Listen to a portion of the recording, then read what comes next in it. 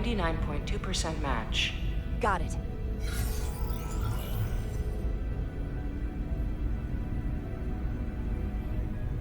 So, what are we looking at? The design and composition indicate this is a glyph associated with the ancient Tkon Empire. Their civilization collapsed over 600,000 years ago, but once spanned millions of systems with a population numbering in the trillions. Fascinating. The Tkon were once the most advanced, most powerful civilization in the galaxy. Is it possible the Hotari found Tkon technology? I wonder if they even know what they have. Our knowledge of the Tkon is limited.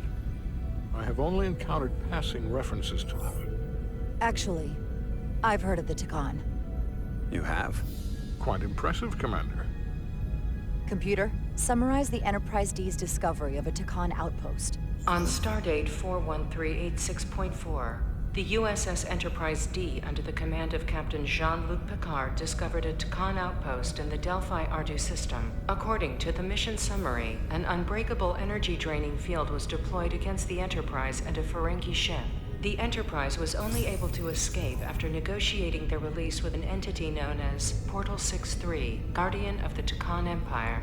Unbreakable energy draining field. It starts to make sense. What else is there? There's a lot here. Let's take it piece by piece. Select the aspect you wish to learn more about. The technology to capture and hold the Federation flagship would have to be unbelievably powerful. Computer, what else can you tell us about the energy-draining field the Tkon used? The Enterprise D was unable to break free on its own. The precise nature of the technology was never fully understood. Only that the crystalline technology used was beyond the comprehension of then-current Starfleet science. The engineering team found a quantized spin crystal formation in the shuttle you took to Hotari. They registered tetrametric radiation coming from it. We have Tkon technology on board right now? We might. I'll run a full analysis in the containment lab.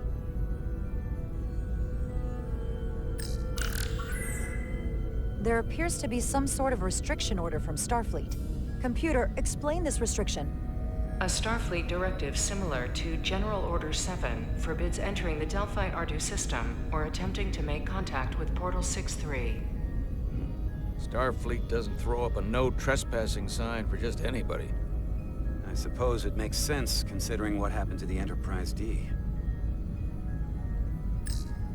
What sort of planet is Delphi-Ardu 4? Delphi-Ardu 4 is an M-class planet, a barren rocky world with little to no vegetation and frequent ion storms.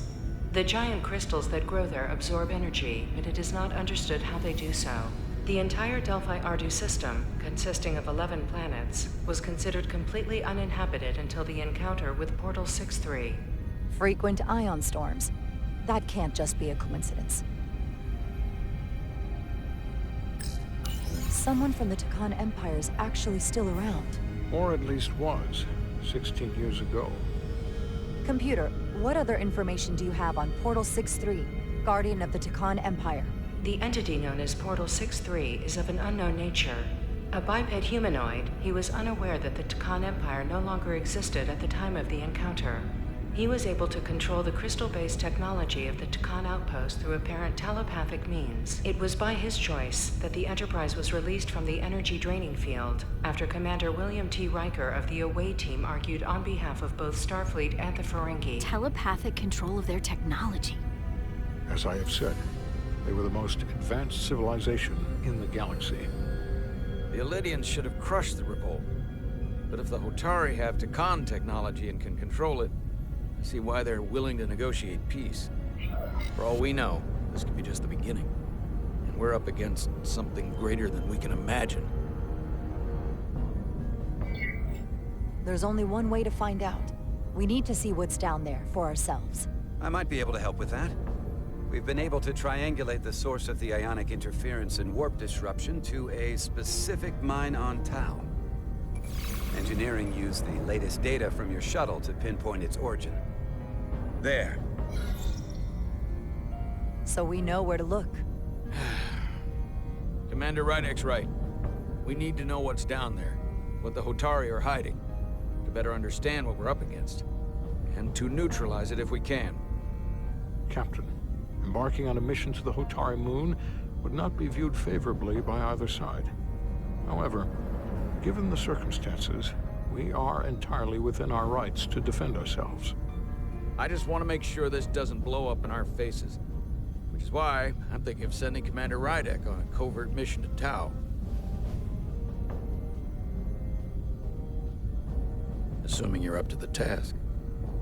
It would require absolute secrecy. And obviously, it's not without risk. I'll get the away team in and out. They're in safe hands with me.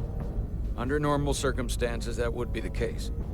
Given the sensitive nature of this incursion, I'm afraid you'll have to go it alone. I'm hoping Tylus can accompany you. The priority is to avoid detection. It's a calculated risk. The last thing we need is to get caught and then blamed for violating our neutrality, and aggravating an already tense situation. We can't afford any mistakes, which is why I've chosen you. Yes, sir.